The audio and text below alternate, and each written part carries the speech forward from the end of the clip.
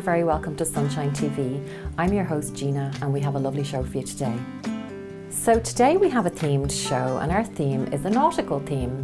So I'm sure you all enjoy arts and crafts, folks. So today Emma is back with us and Emma is doing a lovely nautical themed painting. So we would love you to recreate this. If you can send us in a photograph, we're sending out a beautiful prize. So the email address is sunshinetvIreland@gmail.com. Send in any entry. We'll be delighted. We will show it on future shows. Thank you.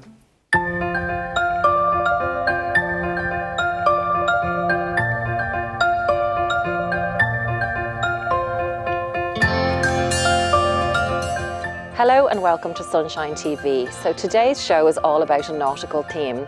So where better to be than the beautiful Dún Laoghaire Pier. So also on today's show we have Emma Higgins, artist, who's going to be showing us some nautical themed art. So you can watch Emma's lessons later in the programme. But for now, enjoy the footage. Here at Dún Laoghaire Harbour, construction of the pier started in 1853 and was completed in 1855. The railway station opened in 1859. The pier was named after the Earl of Carlisle, then Lord Lieutenant of Ireland. In subsequent years, many Irish people emigrated from it and indeed embarked on wonderful holidays from here also. The RMS Leinster departed from the pier on her final voyage in 1918. The railway station on the pier opened in 1859. It provided a link for both passengers and postal traffic between the main railways and the ferry service. Originally, trains could only go to Westland Row Pier Station, but with the opening of the Loop Line in 1891, this enabled services to Broadstone and Houston. These days, Dún Laoghaire Harbour tends to be used for leisure time activities. These activities include promenade walks along the east and the west piers, also water-based, including rowing, canoeing and yachting with a marina and local clubs. There is a commercial small boat cruise service across Dublin Bay and private charter fishing trips. While Dún Laoghaire used to have a significant fishing fleet, this was lost when Howth became designated a fishery harbour centre. The long history of passenger services to the port finished in 2015, but there has been some intermittent visits by cruise ships.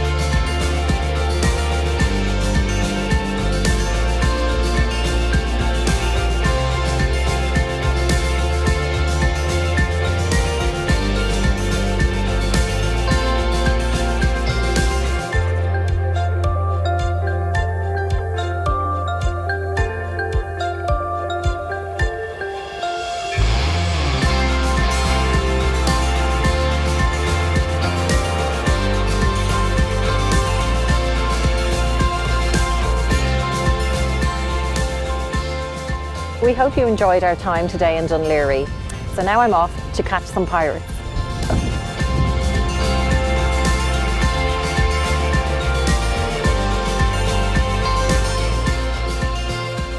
Hi everyone, I'm artist Emma Higgins, and for our Nautical Week art project we are going to work on this little collage and water scene of some windsurfers. So we're going to start off with our tools that we need today. So we need watercolour paints, some paintbrushes, couple of oil pastels. I've got some white. White is kind of necessary, so you need a white oil pastel, and I have some blues and a little green here as well. The white is really what you need. Glue and scissors, and some random bits of coloured paper. So, and then first of all, we're going to need a nice strong weight of paper if you have it. Just it works a lot better with the watercolours to have the heavier weight of paper. So we're going to work really quickly on this now to show you what we do. So I'm getting my paper ready here, and I've got my water for my paints. Yeah, just so you guys can see it. So I'm going to use the oil pastel first. So you're going to take the white oil pastel. Now you won't see it very well because it's obviously a white page. So I'm going to make some sort of wave marks. I'll do it with the blue here so you can see the kind of shapes I'm making. So it's like a long S if you want to describe it in a way. So I'm going to do that same thing with this white oil pastel. Now the reason why I do this first is because the wax in the oil pastel, or the oil rather, will resist the watercolour paint. So that will make it kind of a nice effect. Now I'm just going to go over the blue a little bit. So the kind of long wavy lines I'm making to kind of make it look like waves. Okay, so now I'm going to get my really watery brush with some blue. Now we're going to avoid this kind of ultramarine cobalt type of blues and stick with these kind of more greener blues, and we're going to use greens and blues here to mix together to make the lovely sea. So nice and watery. Now you can see straight away that the oil pastel is resisting the watercolour paint. So I'm just going to do a quick wash of this kind of dark Prussian kind of blue. That's what I would call this blue. You can see my lovely waves have appeared. And this is with a kind of a wide brush I'm doing this. And I'm working really fast, but you guys can take it much slower. So filling out almost like a first layer. And now I'm going to go with this brush, which is kind of it's called a filbert actually, but it's a little bit of a rounder tip. So you can use any round tip brush. And I'm just going to work in a little bit of green, a few greens and a few blues, just kind of tipping it in like this. So we're not going to paint lines, but it's nice and watery, the page, so it'll all blend in together. So I'm going back with the blues, and just take your time on it. When you look at the Irish Sea, there's lots of green in it, as opposed to Caribbean Sea where you see lots of turquoise. So I'm going to go in with the dark blue and a little bit of the green and just kind of make wavy lines, kind of like what you look at the sea. So now I'm going to go into a few of these waves with the darker blue, so we can make areas darker and some lighter. I'm going to go with the kind of a turquoisey blue here. So it's really just whatever you feel like, whatever colour is interesting you on the day, because it's really about painting what makes you feel good. So you pick the colours you like. But as I say, if you avoid these kind of more cobalty colours here, if you see, I'll put one down here, you'll see it's not really, doesn't really fit as well. So you can just dab it off. Always handy to have a paper towel with you to just clean up any mess that you need. Now I'm going to go in with a few, it's almost like a layering process here. So if you keep it nice and wet, it'll layer up nice and easily. And then you can, if you want, wait for this layer to dry and then go in again with another layer. So you've got a nice kind of choppy sea, perfect day for windsurfs.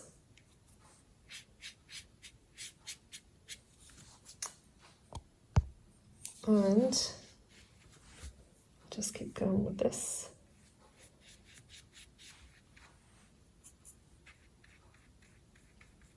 Lovely kind of emerald green in here. Yeah, you can add a few bits of brown as well if you like.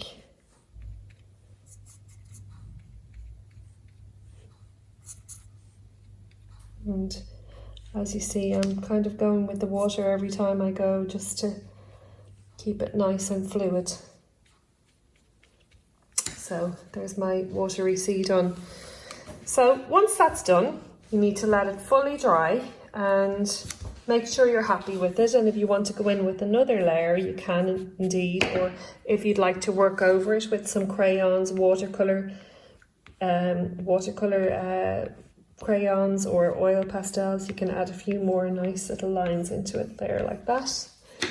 Nice and wavy. And so leave that one to dry. And then the next stage then is you get your pieces of paper. The more colours you have, the better, I think.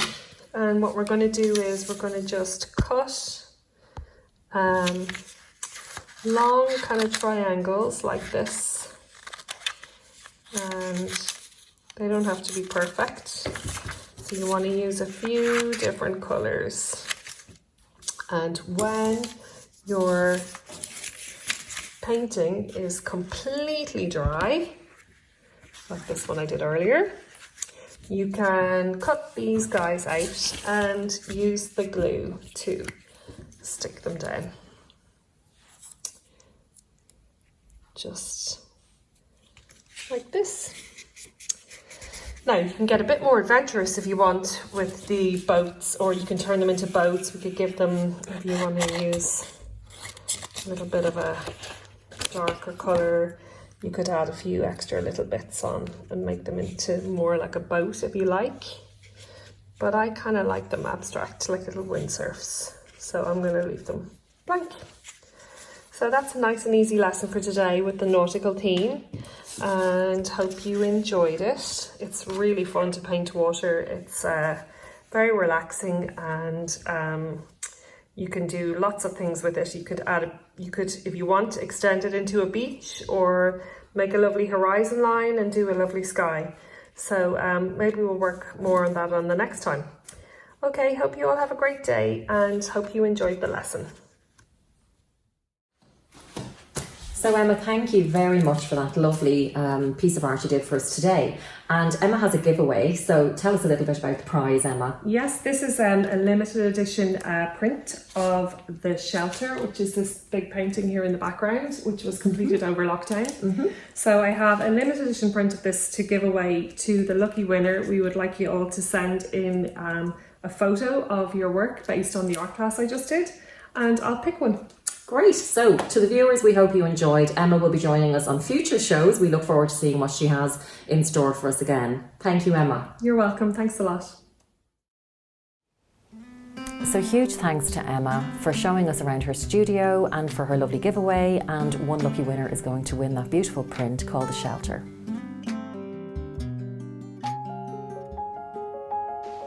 Good afternoon, Sabina, and thank you so much for inviting us into the lovely Wells House here. We're in Ballyedmond in County Wexford.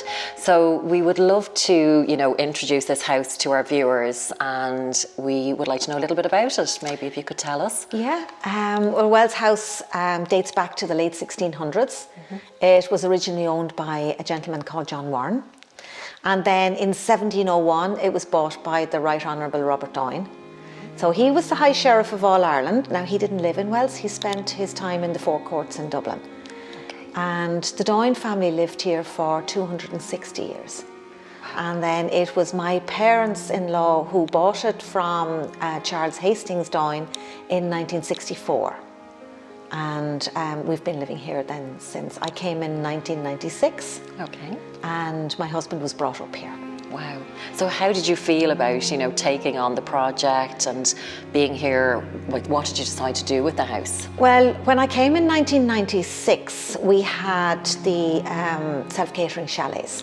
So we had accommodation for 104, and Grandad was doing the self-catering chalet, so I was helping with that. Then we added on a leisure complex which had 2 10-pin bowling lanes, and we had a restaurant. So that's really when I started here, doing school tours, having evening meals for the guests, and doing New Year's Eve parties. And With things the like history that. attached to it, I can imagine how, you know, the kids would love coming here to learn on their school tours, and obviously tourists and, you know, anybody coming to, say, to Wexford on Yeah. holidays. But so you have the beautiful house. How big is the house? It's how many bedrooms? She's about 24,000 square feet. Okay. It's 3 floors over basement, and then she has 2 wings. So in the main block of the house, there are 4 major bedrooms, 2 to the front and 2 to the back. And then there are 6 other bedrooms on this block, and then with the 2 wings. So there's. So it was beautiful coming down the driveway and the entranceway in, the land, you know, around you. But I'm looking around here at the beautiful cornicing and coving. And are these original features? It's all original. Okay. That's the beauty of the house. She's grade 1 listed. Yeah. It hasn't been touched. So the architect is Daniel Robertson, who's the same architect as the gardens in Johnstown, Kilruddery, or Powerscourt, the gardens in Powerscourt, Okay. Kilruddery, then also Johnstown Castle. Okay. And he was here between 1832 and 45. So he designed the entrance avenue that you see, and then remodeled the house to exactly what you see today. Okay. And outside, so what's outside at the moment? in We the have beautiful gardens again, designed by Daniel Robertson. Okay. So we have a Tudor Gothic house with Elizabethan gardens. And we've restored the gardens. We were very fortunate when we inherited the house in 2011. We knew we would open it to the public. Yeah. And we got in touch with Philip Doyne, who's living in Yorkshire. And he happened to say to me, oh, and by the way, Spina, I have all the drawings for the house Okay. up in the attic. So we were really fortunate when we got the drawings back to the house, because we could see exactly the gardens. Yes. And then the gardens have been reinstated to the drawings. The planting is different, Okay. but the layout and the design and everything is exactly as Daniel Robertson's Okay, drawing. well, it looks absolutely amazing out there. So we wanted to give the viewers a full overview, and I know you have some animals on. Yeah, we have. It's open as a tourist attraction, and it's a flagship tourist attraction for North Wexford. We have beautiful woodland walks. So we have the fairy and the Gruffalo walk. Okay. And the children just love that. It's really magical. We have the gardens, we have the playground, we have the animal farm, and that's a great attraction as well. On site then we have a lovely craft courtyard. Okay. So we're suitable for all ages, whether you're 2 or 90, you'll find something. So it's really a beautiful local amenity, Yeah. but not only that, just for people touring around the country and looking for a nice little day out. Pop in. Pop in. Yeah, and you can spend the whole day here. Okay. And what is your website? Would you like to give us the website? The website details? is www.wellshouse.ie. Lovely. So what myself and Shane here would like to do today is just do a little bit of video footage, bring the beauty of Wells House to our viewers, and thank you so much, if it's okay with you, Yeah, Sabina. and thank you for thinking of us. Not at all. Thank you. Thank you.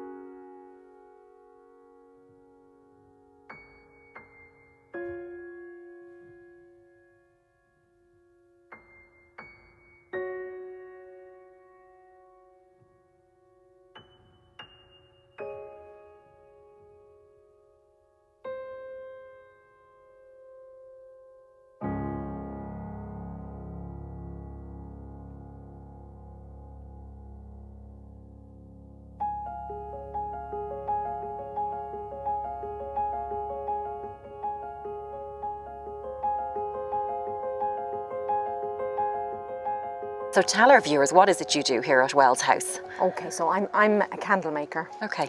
I've been in Wells for about 7 years now. Okay. And I make just normal scented candles, but I also have a special type of candle lantern which I personalise Lovely. for all occasions. Okay. And it's been great being in Wells and being able to build a customer base here. Beautiful. You mean, you meet And people from all over the country. Plenty It's of great. tourists, plenty of Irish people, the whole Yes. lot. And do you make stuff here? You actually make it on site? Some I make. Some. I make a Okay. certain amount here. Yeah. Okay. Do you want to show us a couple of your little sure. products? Okay, Come on thank in. you, Denise. So what have we got here? So this is my main craft, and I call them my candle lanterns, and I hand make them from wax. And then they take a tea light inside, but I use the battery operated fairy lights beautiful. Yeah, for the shop to brighten them up. Yeah. And as I say, they're personalised. Whatever people want, I will put on for them. And the beauty of them is that you have them forever; they're never going to burn down. That's lovely. Lovely idea for a birthday present It is. or a nice... For all kinds. Yeah, They any make sort of gift. great gifts, very Yeah. unique gifts for all occasions. They're gorgeous. I also do a lot of my own candle, and then I combine them with crystals, so my candle and crystal gift sets. Okay. Um, And you have a beautiful smell here. You're selling some Yes. oils and things as well? We do type of thing? a huge range of incense, incense sticks and cones. We have the oils, the essential oils. Then we have the scented candles, the wax melts, which I make myself. Okay. So we're all about scents and Beautiful. senses. Well, I think like anybody, if you're away somewhere different, you love to come in and explore. You know, you explore do. the local craft, and you've got Absolutely. jewellery, you've got everything here to Yeah, use. we have It's a lot beautiful. of handmade jewellery, and we do the Beautiful crystals. little and shop. It's we have a gorgeous. little secret room through here, which is it's great. The kids love the first year we were here. This little boy came in and he said, "Oh, look, a secret room!" So it's been known as the secret room ever since. That's beautiful. And Lovely little story. We've got Buddhas and some nice got lots of different archangel things. statues. We're big into the angels here as well. And Gorgeous. yeah, so it's And lovely, well, pretty these were of packaging. course originally the stables, you know.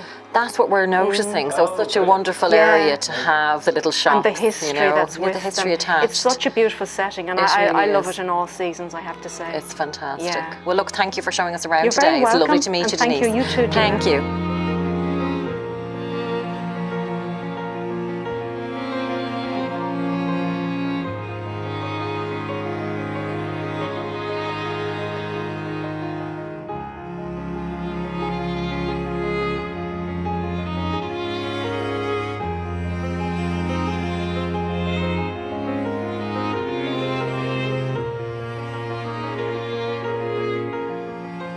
Hi, Huey. So thank you Gina. for inviting us into your beautiful antique shop here at Wells House. You're welcome. So how long are you actually based here, Huey?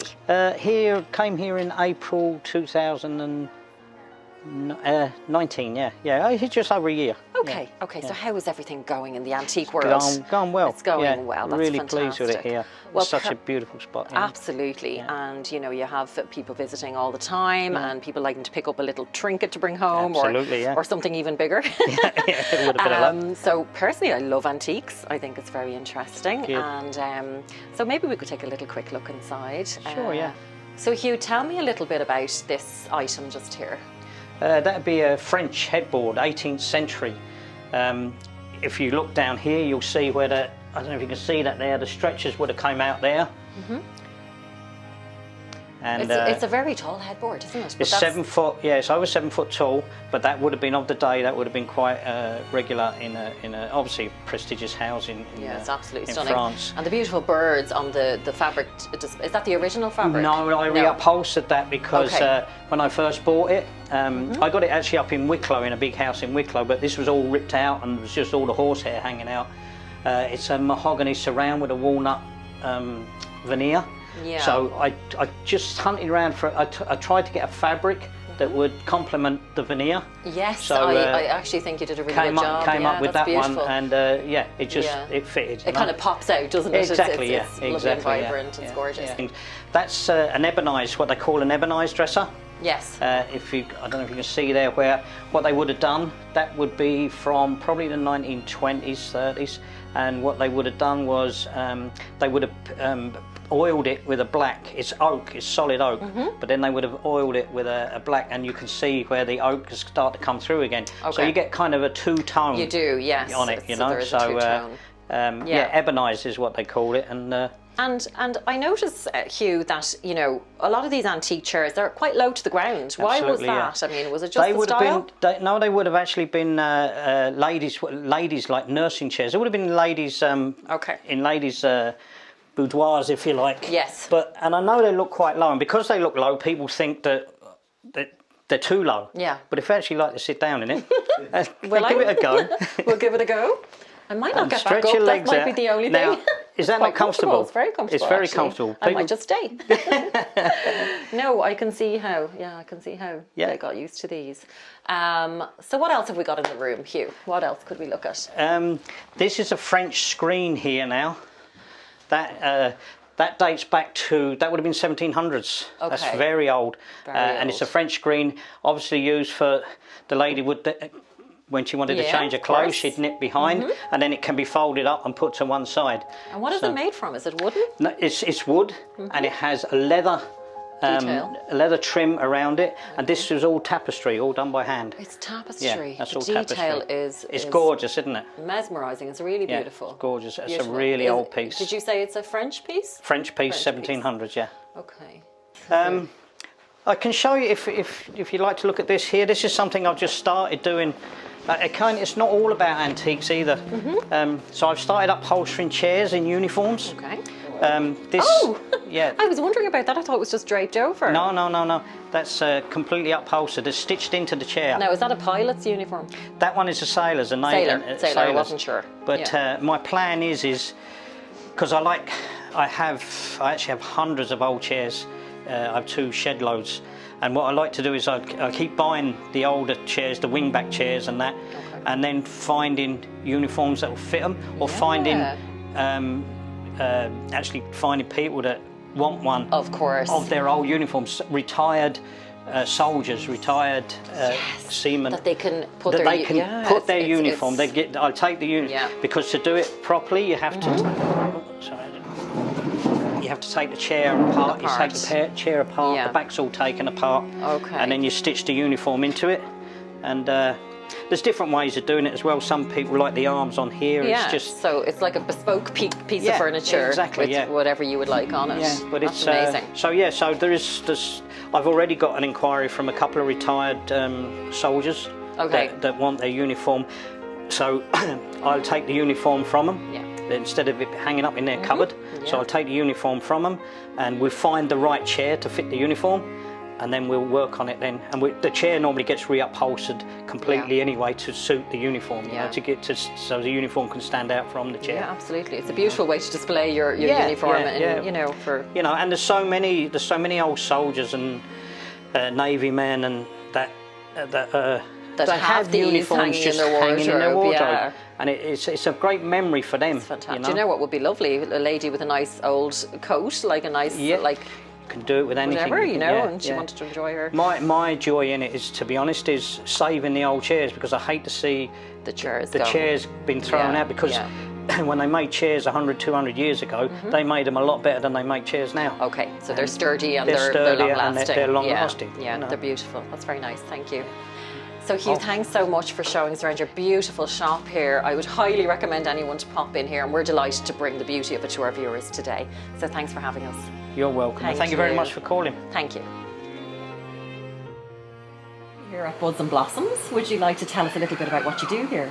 Well, I'm actually the head gardener here for Sabina and Ully, so it is just wonderful to be part of the custodianship of restoring the gardens, looking after the herbaceous terrace, and today I'm actually working down in the Arboretum. And then this little business is mine as well. So just grown out of the love of gardening. So you're a really. busy lady. I So am a we're busy absolutely lady. fascinated with Wells House here today, and we're so delighted we got such a beautiful sunny day to be here with you. So would we be able to have a quick little Sure, look inside? absolutely. Thank you. Absolutely. Well, I'm currently, it's off season, so normally I have a selection of herbaceous plants outside that would match what's in the gardens. Okay. And then this is just some quirky little things. So for I your love the reeds. They're beautiful. They're made from. They are dried flowers, so I dry a lot of these at home. So our viewers watching, I mean, like, really, they could attempt to do something like this. Absolutely. You know, I mean, obviously, practice makes perfect. It's like having something all year round, your flowers, you know, it's not Yeah. just, flowers in your potted vase, but you can do something like different, that you dry them and you literally have a little piece of your garden indoor. And what do you use as the actual frame underneath for? What do you support Some that of the on? thicker ones I use a straw wreath, Okay. and then the thinner ones, let's say this one, it's actually wire that I wrap together and wrap everything around it. Yeah, so it's a lot of wiring. Just in case anybody's watching and they're kind of wondering what is underneath all that beautiful colour and design. Yeah. It's fantastic. And it's even, you know, as you can see the back, it's oh yes, you have it. It's nice just a straw wreath. Straw, yeah. So they all, you So kind of slot them in everything's and all of that. It's beautiful. Well, look, we're going to continue on our little tour of Wells House, and thank you so much, Claire, for Lovely. having us Thank you here for stopping today. by. We'll see you again.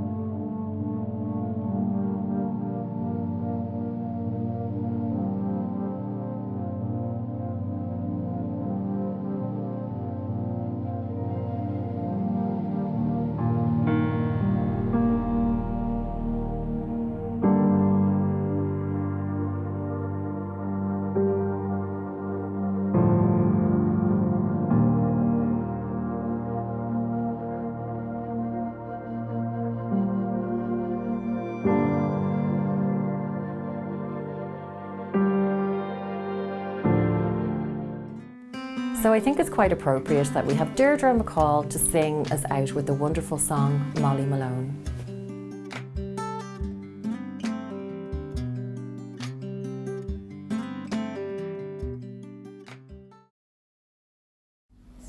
In Dublin's fair city, where the girls are so pretty, I first set my eyes on sweet Molly Malone.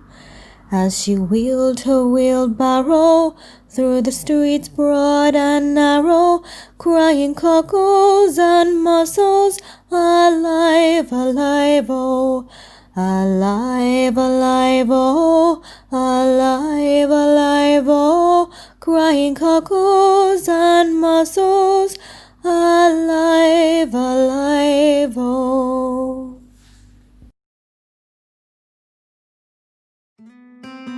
So I'm sure you all enjoyed that. Thank you, Deirdre, and we will see you very soon again, Deirdre. So stay tuned, folks. We look forward to welcoming you to the show again tomorrow morning. We will see you then.